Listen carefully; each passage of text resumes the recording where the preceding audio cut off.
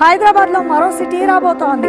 Hyderabad Secunderabad future సిటీకి కాంగ్రెస్ ప్రణాళికలు సిద్ధం చేస్తోంది. ఇక దీనికోసం ఆయా శాఖల అధికారులు వేగంగా కసరత్తు చేస్తూ ఉన్నారు.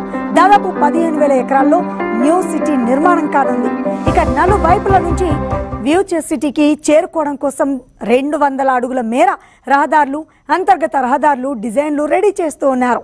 తెలంగాణ ప్రభుత్వం నిర్మించబోతున్న ఫ్యూచర్ సిటీపై TV5 అందిస్తున్నటువంటి గ్రౌండ్ రిపోర్ట్ ఇప్పుడు చూద్దాం.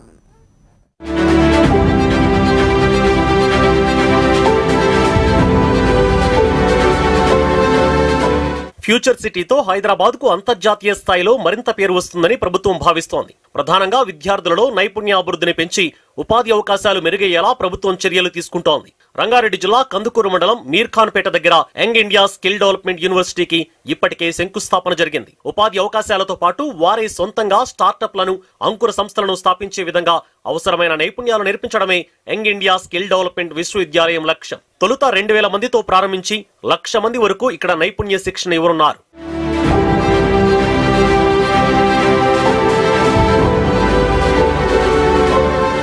మీర్ఖాన్పేట, బేగరకంచ, ముచ్చర్ల గ్రామాల పరిధిలో వచ్చే నూతన సిటీ నిర్మాణాన్ని స్వాగతిస్తున్నామని మీర్ఖాన్పేట రైతులు చెబుతున్నారు. గత ప్రభుత్వం లాగా కాకుండా కోల్పోయిన భూములకు తగిన నష్టపరిహారం ఇవ్వాలని వారు కోరుతున్నారు. తమ ప్రాంతం అభివృద్ధి జరిగితే అంతకన్నా గొప్ప విషయం ఇంకొకటి లేదన్నారు. తమ ప్రాంతంలో యువకులకు ఉపాధి అవకాశాలు, భవిష్యత్తు తరాల అవసరాలకు అనుగుణంగా హైదరాబాద్ శివారులో రంగారెడ్డి జిల్లా కందుకూరు మండల పరిధిలో ఫ్యూచర్ సిటీని సకల సదుపాయాలతో అభివృద్ధి చేసే దిశగా రేవంత్ సర్కార్ అడుగులు వేస్తోంది. హైదరాబాద్, సికింద్రాబాద్, సైబరాబాద్ కు ధీటుగా బేగరికంచ, మీర్జాన్పేట్, ముచ్చర్లలో ఫ్యూచర్ సిటీ నిర్మాణం జరగనుంది.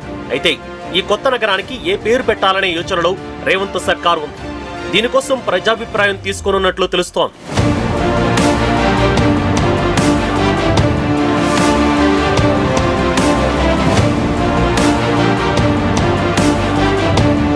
బేగరకంచ 4 ఏళ్లలో న్యూయార్క్ నగరంలా తయారవుతుందని ఇటీవల స్వయంగా సీఎం రేవంత్ రెడ్డి చెప్పారు.